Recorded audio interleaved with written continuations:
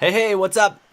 Time to get into Tuesday's NHL slate, and I've got a couple of guests. First, I'll bring in VSiN's Josh Applebaum. Hey, Josh, what's up? Andy, how's it going? Great to be on your show. It's really a pleasure, and got to give you props for your new daily column. It's been a must read for me in the morning, so it's great to be with you and great to talk some hockey here. That's awesome, man. Thanks for saying that. And you do great work over at VSiN, and I know you've got some trends that you're going to get into here off the top. I know some people have asked me to add some trends to the report, but that's definitely your thing. So I'll leave that to you. But I've got another guest here, and his name is Michael Clifford. He does some great stuff over at Awesemo.com. He's what I would call a fantasy hockey expert. So I've been pretty busy today. Haven't had a lot of time to lean into player props and lineup combinations and things like that. But Cliffy is definitely somebody we can lean on for that. So I'll bring him in right now. Cliffy, Josh, Cliffy, how's it going, man? Hey, nice to meet you, Josh. Thanks for having me, Andy. Going well, man.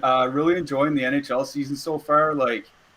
It just seems like there's great games every night. It seems like there's almost playoff intensity every night. And maybe it can't last for 5 more months, but I'm going to enjoy it while it does. Yeah, totally. So bring up the propagator here, which is our player prop pricing app that I'm using behind the scenes over at VSiN. And I've got the Calgary Flames and the New Jersey Devils up right away. But you know what? First, before we get into this game, I almost forgot. I'm going to get Josh to touch on some basic trends, home ice, favorites, dogs, things of that nature. So, Josh, do your thing. Yeah, Andy. So I think it's just important. Again, this doesn't mean you got to bet this or got to bet that. I just think it's when you're betting a sport, you kind of want to know which way direction the wind's blowing. And again, we know things change. The way things have been in the past isn't exactly going to tell you that's going to continue in the future. But I think it's just kind of notable if you're betting every day, what are the high-level trends telling you so far? So, Andy, we're still early in the season here, but favorites, 52 and 37 so far. You're cashing 58.4% of the time. However, you're -3 units. So I think in hockey, I look at it a lot like baseball. It's a money line sport. You have puck line opportunities. Big one last night with Florida Panthers. Instead of laying a big -380, you could go 1.5. Cut that down to -145. But you got to layer in different situations. Even though, and this is why the odds makers make so much money and the books make so much money. Favorites are going to win the majority of the time. But if you're always laying -175, -200, you're gonna have to win at a really high rate to overcome that juice. So here are a couple of systems that have done pretty well. Conference favorites, 36 and 18 so far this season, 67%. You'd be up around 5.25 units. So it's almost like that familiarity, kind of knowing how to attack an opponent that you play more often than not. That's been off to a good start. Favorites off a win. So if your favorite expected to win tonight's game and you're coming off a win, bringing some momentum in, especially if you have a little bit of rest here, 27 and 15, 64% plus 3.25 units. And home favorites -175 or more. Andy, we talked about, and you do a great job explaining that, home field, home ice, home court. I think the public just says, oh, the crowd is really nice to you. They're supportive. They're cheering you on. That's the advantage. But really in hockey, it's getting the last change, matching up your best defensive pair against the best opposing line. Also, there's some studies about umpires, referees, how they have a tendency to get a little gun shy in front of a home crowd. And maybe if they're at home, then they see maybe a borderline trip. They're not going to call it, but they'll kind of favor a little bit to the home team with the crowd bias seeping in. But home favorites -175 or more, 15 and 5, 75%. You'd be up around 3 units here. And really, another thing is unders. Unders are off to a good start. 44, 38, and 7, 54%. You're up around 2.75 units. But really, Andy, one of my favorite plays in hockey, it's got some matches tonight. I don't know how important it is early in the season. You want to get deeper into the year. But these rest versus tired matchups, if you have one team rested, has had a couple days off, versus a team on the second leg of a back-to-back, or a team playing their third game in 4 nights, I like to bet against those tired teams, take advantage of those teams that are rested. That's something to look for. It's been 50-50 to start, but I don't think that really picks up until later in the year when these teams start to get tired legs. No one's really tired when you've only played a few games to start the year. Yeah, totally. So I know we only got Cliffy for a little bit here. He's got, like me, he has a very strict workout regimen that he has to adhere to. You don't look this good or as good as he does without a lot of work, right? So I did tweet out a link. I couldn't figure out how to tag you guys. I wasn't going through the Twitter app, and it wouldn't seem to look up your handles there, and I didn't want to misspell your handles. So I don't know if you guys got a minute. You can look and retweet that from my page there on Twitter. But I do want to get into one game here that I'm pretty interested in. I haven't played a side yet in the Flames and Devils game, but I think that Jacob Markstrom probably gets the start in this one, and he played last night, but he was given Saturday or Sunday off, I believe, actually, when they played the Capitals, and I think that was with a purpose to have him rested to play this back to back here. Assuming they got the win and he played good in New York, and he did last night. So this game interests me, but I need that confirmation, and then I'm willing to take the Flames at minus 105 or better. Not a whole lot. I think we've got a confirmation that Nico Dawes, a youngster, a young goaltender, is going to start. Is that correct, Cliffy? Yeah, that's the way it's looking right now. Any other unique information or any interesting tidbits? Obviously, Jack Hughes is still out, so Nico Hischier's taking that top line role. I know I've got a couple of player props that I like there with Hischier, but is there anything that we should be aware of with this game? Yeah, two things stick out to me in this game in particular. One is the loss of Jack Hughes, I think, is pretty big. I think a lot of people expected a big season from him. A lot of his transition stats and passing stats were super elite last year, and he looked good early on. Obviously, now he has that dislocated shoulder and he's out. The team was pretty poor offensively with him off the ice last season. Now, they did add, Dawson Mertz is there. They added Thomas Tatar. There's a little bit more help than there was, but I don't know if it's enough to overcome losing a player of Hughes' status. And on the other side, I think Calgary has been a much, much better team under Daryl Sutter than they were before that. Sutter seems to have them playing well at both ends. They're generating a lot of shots. They're preventing a lot of shots as well. They seem to be those Los Angeles Kings Sutter teams from like 6 and 7 years ago. Gotta love it. So while the point was made, there could be a rest issue here tonight with Calgary playing the back-to-back. Like it was said, it's early enough in the season where I don't think it's a big concern. So I worry about New Jersey's ability to generate some offense here tonight, and I think Calgary's probably a better team than most people give them credit for. Yeah, totally. I do want to touch on two props, and they did make it into the report, and they do involve Nico Hischier. Actually, I've got a prop on the Flames side as well. Not quite sure on the odds exactly. I think one of the smaller. I'm tracking everything at one unit, but I don't think it's as big of an edge as the other one I'm going to talk about. But Nico Hischier under points, so not to get a point, under 0.5 points at minus 120. That's over at BetMGM. I'm sure you can find that available at most sports books that offer NHL player props.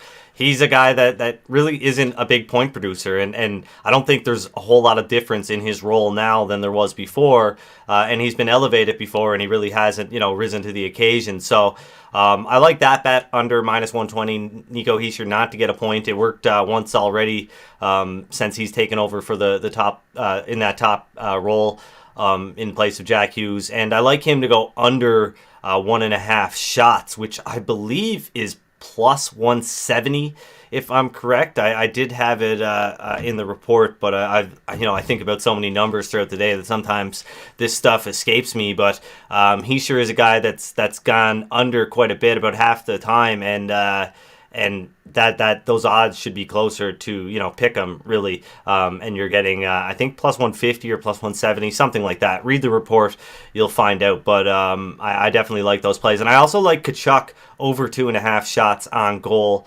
That's at DraftKings plus 105. Think that one should be lined, or the propagator, I should say, Range Hockey's propagator thinks that one should be lined at minus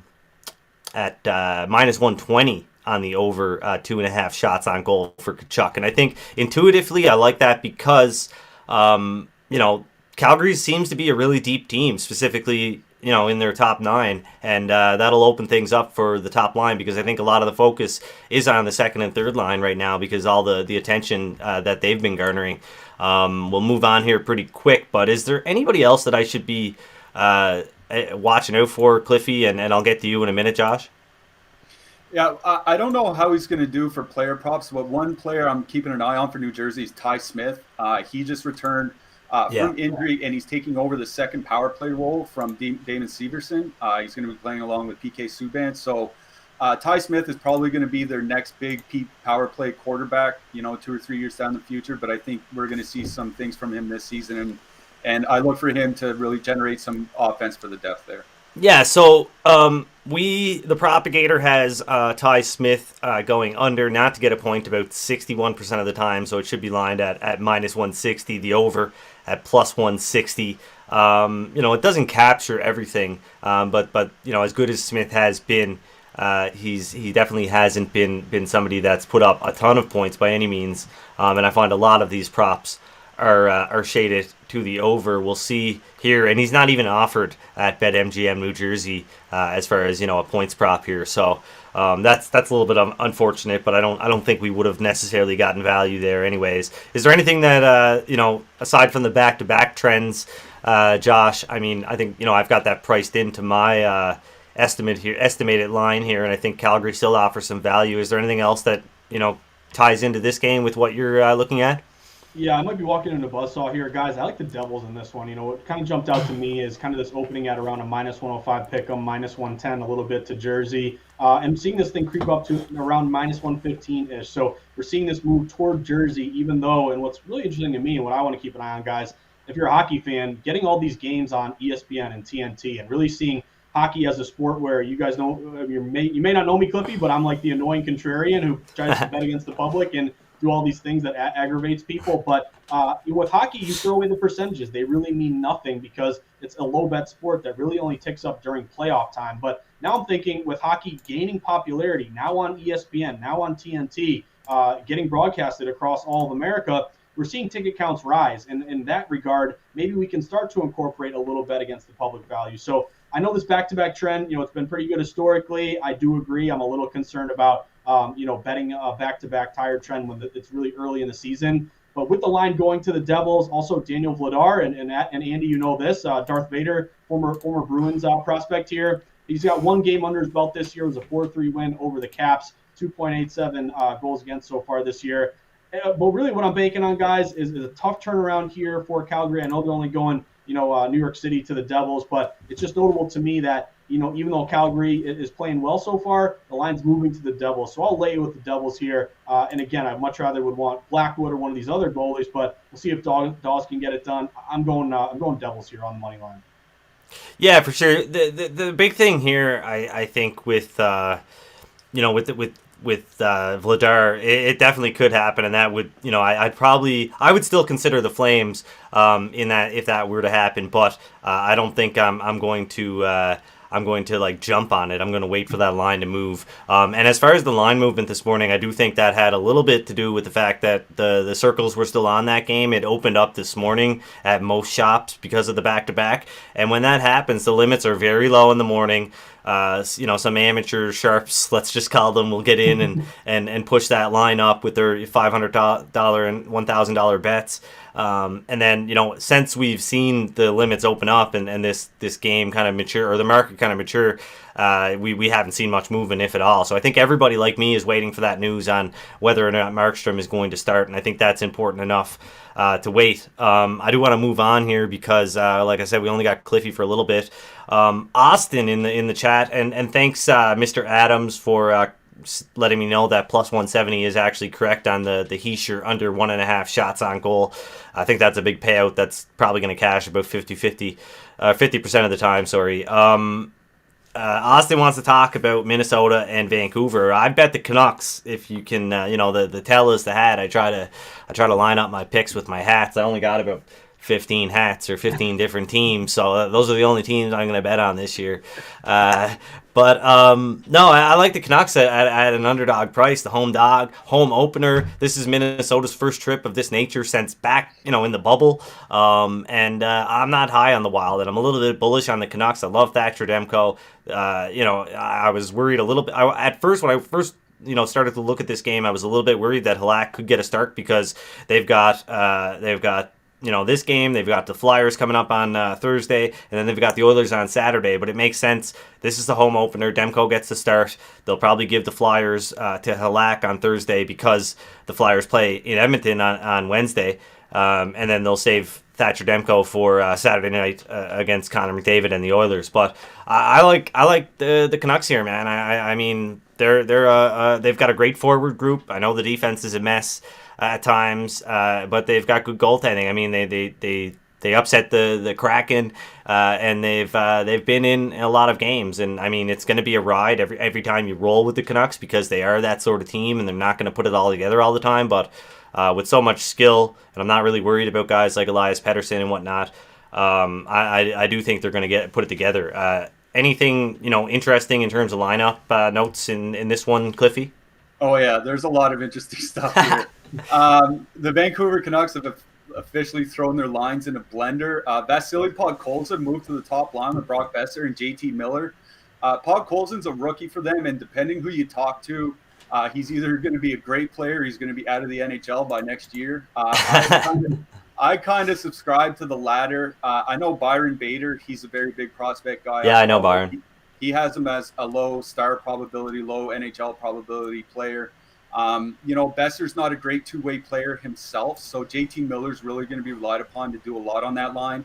And then the Horvat-Garland line hasn't really put it together defensively so far this year. You mentioned the defensive issues of this team. I think they're very well known at this point. And then now you have Pettersson down on what is effectively the third line, I guess, with Nils Hoglander. And I think that could be a good line because now you're getting Pettersson and Hoglander. And Hoglander had a good rookie season. I think he got overshadowed by some other rookies last year.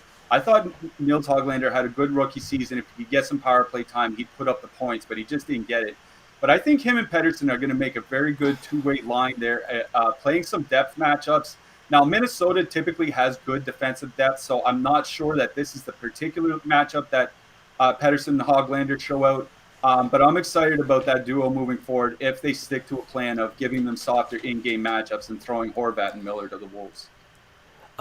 Josh, did you happen to look up anything as far as the teams going out on their first out of conference trip? Or I shouldn't say out of conference, but I mean they're in the same conference. But it is they're traveling in different regions. I think intuitively, I think the Canadian teams are a little better set up for this season because Canada's a big place. If you didn't notice, I mean, like traveling from Vancouver to Montreal and back and whatever. That's a big trip, and it's bigger than any trip really that any of the other American divisions had to deal with last year, given that they were all pretty grouped pretty close together. But is there anything? Have you seen anything that leads you to believe that there is a little bit of an edge here, or maybe a blind bet even?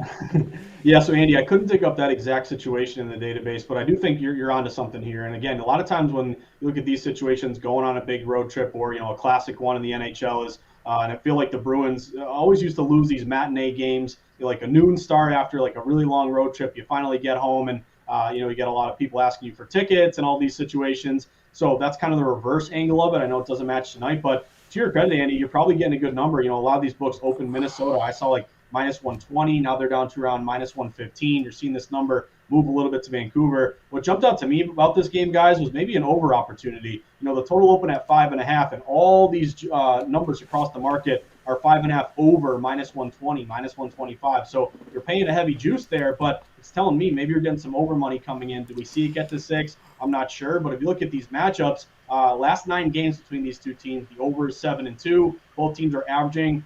Minnesota's putting up a lot of goals, 3.4 goals a game. The Wild are an over team. Yeah. I don't think anybody realizes, but they are a team that puts up more goals. They look like they've have that reputation, like the old New Jersey Devils, of being a boring hockey team, but. They actually do. They actually trend towards the over quite a bit. So sorry to cut you off. No, I love that, Andy, because that coincides exactly with what the market is telling you, the 5.5 juiced up over. And you're totally right. They're averaging 3.4 goals a game. They're giving up 3.2. Look at Vancouver, pretty much scoring 3, giving up 3. I think maybe you need an empty net goal there late to send it over, but I'd be looking at the over 5.5. To me, that's a worthwhile play here. Yeah, and Austin references the expected goals for percentage of the Canucks. And yeah, I mean, sure, I'm basing a lot of my opinions off my priors, and what this team is capable of doing, given that they're a much different team than they were last year, with Pettersson back in the lineup and now Garland, who arbitrarily I think is maybe the most important player on that Canucks team because he is just an engine that really raises everybody's game around him, and he's always the type of player that does it all. So I mean, the Canucks don't have great underlying numbers. Minnesota is regularly one of the best teams by expected goals for. That's just the way it is, and that's priced into my estimate here. And I'm still on the Canucks here. Like it's that expected goals are a big part of pricing and things like that for me. So you're not telling me news that I don't know. It's just. It's all factored in there, and I still come out on the other side with the Vancouver Canucks as a small favorite because of the boost that they get from their high end skill, and the boost that they get from a goaltender that's really coming into his own in Thatcher Demko. But I understand if you like the Wild. I don't disagree that the Wild have qualities that could pose a problem for the Canucks, but. It's not like I'm ignoring the underlying statistics, that's for sure. One thing I do want to touch on quickly is player props. I don't have any in this game, I don't believe. But one thing I find interesting is I was getting just a few days ago, last week, I was betting Fiala under points at like plus 145 and plus 130, and now he's I think plus 105 or minus one, plus 105 at BetMGM. So you correct the market on these things, and things change pretty quick. So it's important to try to get down. But I don't see any value. I think if you do like the Wild, one route you could go is betting against some of these Canucks players to get points. I don't like it because I'm looking for the Canucks to explode tonight, but that is one route you could take because I do see some value betting against guys like Pettersson, Hughes, Garland even to get points because the odds are shaded towards the over. Cliffy, I want to get you for at least one last game because I know you got to run. What game do you want to talk about the most here that we've got left over? You pick. I think we should talk about Vegas and Colorado. All right, sounds great because I think that's a mess of a game because of obviously everything we've got going on here with the Vegas Golden Knights. They're without Max Pacioretty, they're without Mark Stone, Alec Martinez, and the Avs aren't totally back at full strength, but they're still without Devin Taves and Nichushkin, right? And so it's they're not totally all together, but definitely a reason why the Avalanche are a big favorite tonight, and it's sort of justified here. What do you think about that? Yeah, the reason I think this game is interesting is we just talked about expected goals and how you price that in. Vegas's defensive numbers since about the middle of last season are abysmal. 28th in the league by expected goals against. Now they're more, and that's at 5-on-5. Sorry. They're more towards the middle of the league in actual goals against, but I think a lot of that was just how good Marc-Andre Fleury was last year for Vegas. So, if they don't get 930 or 940 goaltending and this, Alex Tuch out, Max Pacioretty out, Mark Stone out, those are probably their three best defensive wingers. Zach Whitecloud, I think, is a big loss on the blue line as well. I think he's their best, lockdown defensive defenseman. So, all those guys out, plus 35 games of this team being well below average defensively. I think Colorado, even with Sam Girard and Devin Taves. Oh, that's another one. Yeah. Even with those two out, I mean, move Bo and Byram up to give him 21, 22 minutes or something. I think they'll be just fine. So, I do like the Colorado side a lot here tonight. Whether you want to do player props or whether you want to do shot totals, what have you. I do think this is a Colorado game here. All right, Josh, I want to get your quick thoughts on this game because I do have one player prop that I really like here, and I think it's one that you should be betting pretty much every game until and it would have won every single game so far this season because this player's gone pointless through 5 or 6 games. But I want to get to your quick thoughts. Do you have anything to add to the Colorado and Vegas matchup here? Yeah, I'm right there with Cliffy. To me, the Avs are one of your best plays tonight. And I know the number's getting away from you a little bit. I bet this one earlier, Colorado minus 172. Then now up across the markets around, I'm seeing like minus 180s, some square books, maybe like closer to minus 190. So It's another thing, you identify a game earlier in the day, you can get some closing line value if it moves in your favor here. But I just think this isn't one that I don't have crazy data for you. I just think this is kind of a play where you bet against VGK until they prove otherwise. You have so many guys missing in their lineup. You guys went through all these names, Stone, Pacioretty, Tuck has been a guy who's been out, who's really kind of a glue guy, an important, third line scorer for them. Patrick, Martinez, Whitecloud. You pay this Vegas tax anytime you're in Vegas, around Vegas. The Knights are such a popular team. But really, I think it's a good spot to bet against them with all these injuries, with Colorado at home. A couple system matches aside from this line move toward Colorado. You look at home favorites, minus 175 or more. They're 14-5 this year, 74%. They went 146 and 46 last year, 76%, with about a 10% ROI. And you also have a little bit of a rest advantage here for Colorado. Colorado's last game was the 23rd. Vegas played the 24th. So I'm with Cliffy here. I'd be looking at Colorado laying it. And again, until things change, until VGK gets healthier, unless you're giving me a crazy inflated number, I'm going to be betting against VGK. Yeah, I mean, I had come out in terms, using my process. I come out around minus a little bit higher than minus 160. So I mean, I'm actually closer to betting on the Vegas Golden Knights than I am to betting on the Colorado Avalanche, and I wasn't ever, at any point going to bet on the Avalanche unless the line came down, which it never was. But one play I do like in terms of betting against the Vegas Golden Knights, and I want to definitely get your thoughts on this one before you head out, Cliffy. But Alex Pietrangelo under points, not to get a point. Believe it is, let me just double check on this one. I believe it's minus 125, I think, or minus 120 over at BetMGM New Jersey. And the propagator prices the under at minus 163. Like I said, he's pointless so far this season. And there were some better prices earlier on this prop, but he's not a guy that's going to produce at that rate, and it's going to be a lot harder for him to put up points without any of his big weapons in the lineup to help him out. Do you agree with that assessment, Cliffy? Yeah, I do. And I mean, you even just look at his year last year. He paced out to about a 43 or 44 point pace. Yeah, and he was on fire. Yeah, exactly. And the team was largely healthy in what was a very weak West or Pacific Division last year as well. So I think he's a very good offensive defenseman. But again, with all those injuries out, there's just too many players injured. And, if the second line can get it going, then maybe. But again, this is a Colorado team, even without Taves and Girard, that can still put out a very good top four, that can still put out a top six that'll match up with anything Vegas can put out.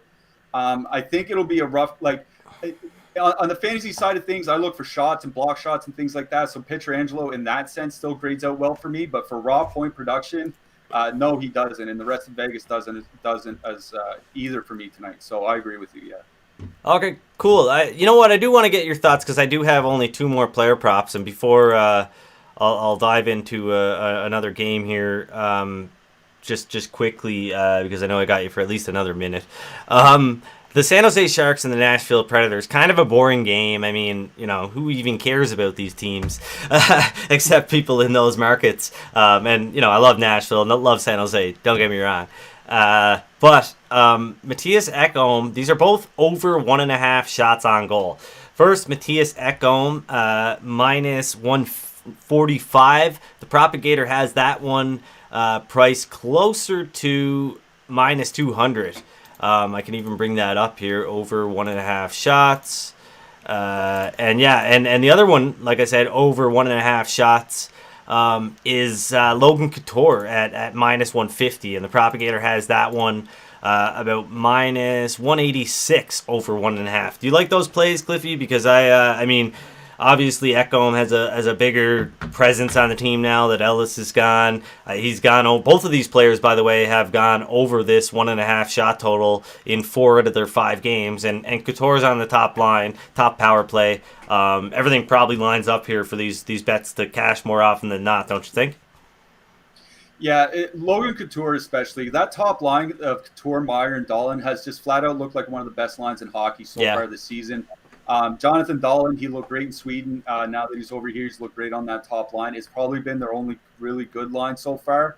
But as long as he's playing 19 to 20 minutes, Nashville, that defense is, especially with Ryan Ellis, traded in the offseason is not the defense that it was 2 or 3 years ago.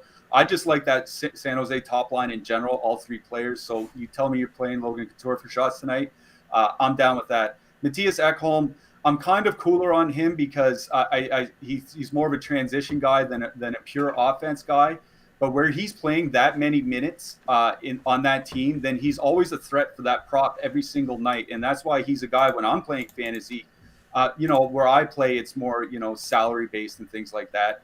But he's always in there because he does have that threat because he always plays so many minutes. So any defenseman that plays a ton of minutes should always be on the radar, I think, for shot props. Yeah, totally. So, Cliffy, I don't want to hold you too much longer, man. I know you said you had about a half an hour. If you wanna duck out, you are totally fine to do so. I won't hold it against you. Me and Josh can hold things down for another few minutes here. Yeah, I actually have my gym buddy waiting for me.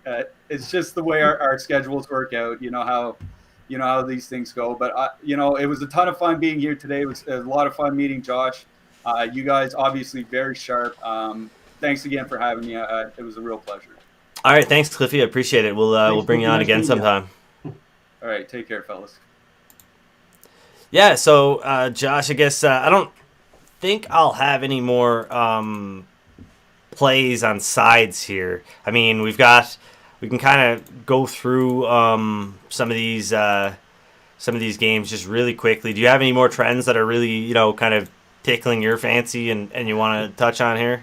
Yeah, a little bit, Andy. I'll throw some at you, and let me know if I'm hot, cold, or where you're sitting at with some of these. But so you're talking about San Jose and the Nashville Predators. Pretty much minus 130 stayed where it's at for Nashville. What jumped out to me, Andy, was the total in that game, the under 6. Looking at the board everywhere, everybody's got a 6, but all those 6s are really juiced up under around minus 120, and that was important to me because it opened at 6, pretty much minus 110 both sides to start. So you're seeing a lot of under juice there. I don't know if it gets down to 5.5, but really it's been notable to me that there's a lot of under money sitting there. I took a shot on the under 6. I know you're looking at San Jose defensively only giving up 2.2 goals a game. Nashville to me with Saros, what is he, Andy? 1-4 is like a 2.88 ERA. He's kind of struggled a bit here.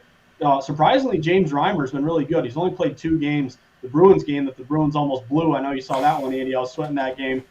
He comes in there, pretty much shuts the door. He had a 2-1 win his first start. So it's just notable to me. I like these when you're getting kind of a high total where you're kind of expecting fireworks, but yet the juice is really leaning to the under. Took a shot on the under 6 in that one. But Andy, your take on that one, and then totals in general. How do you attack them? Because it's always that conundrum of it's you're under 5.5 or over 5.5. It's a 3-2 game. You get an empty net goal that can really sink or swim your bet there based on those late empty net goals.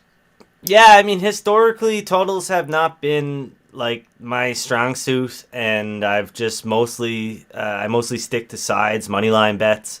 And because that's where I've done well, and a lot of anytime I do make a play on a total, it's almost always driven by news, whether it's a backup goaltender starting that nobody thought was going to start, and I usually lose, so I try to stay away from them. I mean, sides I just find much easier to handicap, and my pricing seems to be much more accurate. I don't find I get very much closing line value whenever I bet totals, so that's an indication that maybe I'm not on the right track at all with betting totals. So I just kind of take my lessons from the market and how I do, and over the course of several years I didn't do very well doing totals. So it's like I said, it's very few and far between, but and when I do make a total bet, it's usually a small one, like max out at a half a unit play or something like that. But yeah, I don't really have an opinion. I think the Sharks, assuming Aiden Hill starts in goal, I think he gives the Sharks a bit of a nice, a better look than before with Martin Jones, obviously. And like you said, Reimer's been all right. Reimer's been good, but it's kind of hit or miss with him sometimes. But I do think the combination of both goaltenders is an upgrade of what they had in the past. And the Sharks just look good. I mean, like I think their schedule upcoming is pretty light, so they could kind of be overrated by the market by the end of this next few weeks here, like a couple of other teams. But yeah, you've got to be careful too, because once everybody says oh, the Sharks are better than we thought they were, they look, there's a renewed energy, and some of these players that would look kind of washed up don't look so washed up anymore, and the top line looks really good, like Cliffy was saying. that really kind of has an effect on the prices over time, and before you know it, it's the Sharks are a team to bet against because they've been overrated by the market. So there will come a point where that'll probably happen if because this team is old and sort of washed up, right? So I mean, I'm a bit skeptical that they can turn it on for an entire 82 game season. As far as the other games go, I would never lay the price here with Seattle. I think it's at -120 or -125. I think that's a steep price to pay for a team that has not really impressed in any way whatsoever. They couldn't even put the Canucks away in their, at their home opener with a lead. I don't, the Montreal Canadiens are hungry. They're not a very good hockey team. Don't get me wrong, but they're heading out to Seattle and probably pretty happy they get away from Montreal because it's pretty tense there right now. I don't know. I mean, Anaheim Winnipeg is another game that the price is a little bit perplexing. It's come down on the Ducks, but that's only because, and I think it's kind of irrelevant because I can't get there on the Ducks anyway. But this was priced, closer to -140 when the Jets had Blake Wheeler and Mark Scheifele in the lineup in their opener. And now you've got them coming back to Anaheim to play again, and they don't have those players in the lineup. So obviously there was a bit of a price move towards the Ducks. And you've got the Lightning that are, kind of in shambles right now, but a big reason for their loss last night was Brian Elliott. And they're going to lose a lot more than they typically would with Brian Elliott in goal. I don't think there's any value in Pittsburgh and Tampa tonight. The Penguins, man, they are just it's plus 105 Penguins. I actually lean Lightning here at -125 if I'm being honest. But the Penguins are, obviously they're without Crosby, Malkin, and it hasn't mattered. But Chris Letang, Jeff Carter, Brian Rust, this is a long list. They've got, it's an AHL team. They were able to stomp out the Leafs 7-1, but this is, not a situation where I want to be taking plus 105 on the Penguins. I don't think there was any value there on that game ever. But we'll wrap this up pretty quickly here. I think we did a good job getting into the stream. Is there anything else you want to touch on, Josh, before we let everybody go and move on? Yeah, so again, just thanks for having me, Andy. I love tracking your action. I think at VSiN, your daily column has been a really good, feed. I've mentioned on the Market Insights pod to get thinking about these games. And really what I respect about you, Andy, is setting your own numbers and sticking to them. And if a line moves 5-10 cents, the value's gone, you have the discipline to lay off. I think that's something that a lot of new bettors can really learn from. One thing I just wanted to add, so I'm taking a shot on Pittsburgh tonight. I think you're right down to 105, maybe some value's gone. I got them earlier, plus 112. That jumped out to me as, covering different sports, it kind of almost like Tampa Bay is like the Kansas City Chiefs, like a team that is always going to get a lot of public attention, back-to-back Stanley Cups. But I don't know if it's a Stanley Cup hangover or getting rid of some of their glue guys or injuries or whatever it may have been. But it's a team that struggled to start the year. And I think with Pittsburgh, seeing this line move, a lot of these books openers were like Tampa Bay, -140, -135. They're down to around -120. This would be a back-to-back spot. You also get Pittsburgh couple days off. I know that they got some injuries here, but we'll take a shot on Pittsburgh in this one. And Andy, I got to figure out how you always cash these under a half shot or a half point. You've been killing those, so keep up the good work, man. And I've been doing all right. Last night was tough, man. I was looking at a 5-1 night in player props, and Tyler Seguin scores a garbage goal, or I shouldn't say a garbage goal, but he scores a late goal, a meaningless goal in a game they were losing 4-0 or 3-0 at the time. In the last, I think there was a minute and 50 seconds left, and he scored this goal to cash the over on his point prop, or to not cash the under, which I had at -120. And Victor Olofsson in Buffalo, he gets his first shot of the game, he scores. I had under 2.5 shots. He gets his first shot of the game, he scores. He gets another shot. He sits on 2 shots for the entire game until he fires his third shot of the game into an empty net. So it was, it's an easy shot to take. Maybe he doesn't take that shot if the Sabres aren't up by a big lead and the net isn't empty, right? So a 5-1 night turned into a 3-3 night and a small loss, or about a 1-unit loss pretty quickly. So hoping the 6 player props that I added to today's report do well for everybody and for myself. I'll be rooting for you, Andy. Yeah, you're killing it, man. And again, for a lot of us who are sweating Colorado, to me, that's a it's all, Andy, you always get worried if you love a place so much and it's like bound to lose. You always feel that way. But yeah, Colorado to me will be your top play of the night. And keep grinding here. Again, I'd love to join your show anytime you get it again. And one thing before we leave, Andy. Keep me updated in what's going on sports betting legalization in Canada, because I've been noticing here, you're America's hat. I'm in Boston here, but changing the protocols where and I can't believe you had to bet parlays prior to the change in legislation here. But are you seeing more sports betting, more popularity, or is the buzz of legal betting expanding in Canada since these changes? Just your take on that overall. I think the buzz is definitely expanding. I think some provinces have done it right. It seems like British Columbia's done a good job. Ontario, sorry, I almost said Toronto because it's the center of the universe, but the province is actually Ontario. Ontario seems to be doing or heading in the right direction, I should say. Looks like they're going to be open for business, letting different operators come in.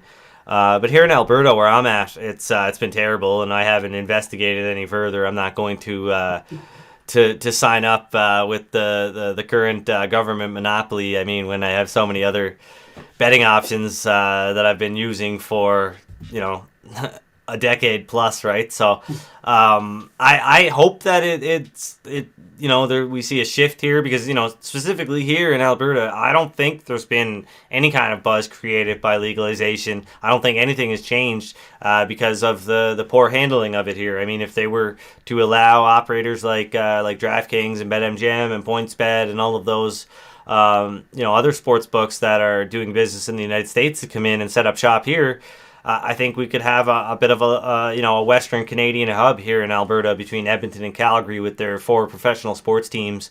If you want to call the CFL a professional sport, I mean, most do, but it's people still bet on it, and they've got 2 hockey teams here that a lot of people care about, and I think 16 or 18 casinos throughout the province. So I mean, there's a really a good setup here for it to pop off, but it's all going to come down to whether or not the powers that be handle it in the proper way, and they haven't so far. I'm right there with you, Andy. So at least you have betting. They might be screwing it up around you, but in Massachusetts, it's like the craziest fan base here for Boston sports fans. DraftKings located in Massachusetts, and yet for whatever reason, even though every bordering state of mine is pretty much legal now, Connecticut, Rhode Island, New Hampshire. Pretty soon, New York is going to be online. That's going to be a massive market. Jersey isn't far off. So everyone's legal but me, Andy, here. So at least you have legal betting. Yeah. Either way, hopefully. I do want to ask, what's the closest? What's your closest drive? What's the shortest distance that if you want to make a bet, on a regulated sports book, what's the closest distance that you can drive? Yeah, New Hampshire. It's about 45 minutes north of me. Oh, that's not bad. That's not bad. Not too bad at all. And that's actually, it's kind of interesting up there because it's kind of dead. But it's almost like you live in the sticks and you got to drive 45 minutes to get to civilization. I mean, you just think about it like that, and it's not so bad. It doesn't sound like you're, doing state-to-state travel, right? So Exactly. And it's funny because I got some friends who bet on sports too. And what they'll do is they'll literally just drive to a McDonald's over the border in Connecticut or New Hampshire and place your bet and then come back home. And your fiance, your girlfriend, where you been? Oh, just picking up a Big Mac. I wasn't doing anything wrong. So we gotta find a way to bet, Andy, because we love betting. Totally, yeah. I just want to touch on one more thing. The most kind of, I guess, foolish thing that the government has done here with their sports betting monopoly has been they're asking for quite a bit of personal data or information, and they want proof of employment and things like that before they'll let you deposit into the sportsbook account, and they will not let you obviously there's rollout requirements and things like that, but they're not offering much of a bonus. I think the bonus was like a $20 free bet. And if you were to deposit $500 and let's say a couple of days later you're like, oh, I just crashed my car and I need that $250 that I got left over, you're not getting that back. They're not going to let you pull that back out. So there's a lot of things that have to be worked out here, and I don't think people have been very impressed by what's been rolled out so far. So that's all I want to say about legalized betting here in Canada. Hopefully, some of the companies that know what they're doing already can get their hands on the markets here and do something good with it. But thanks a lot for coming on the show, Josh. You really provided a lot of value and a lot of insight, and like your Twitter handle suggests. And we'll have you again on. Oh my God, I am totally backwards. We'll have you on again sometimes, Josh. I appreciate it, Andy. Yeah, keep up the great work, I'm man. so busy today. Me too. No, I had like laundry in my studio. Like it was just like people do not realize how close to the wire I cut it today. But we did it, and it's been a good stream. Hope everybody enjoyed it, and take care. Appreciate it, Andy. Thanks. Good luck tonight. You too.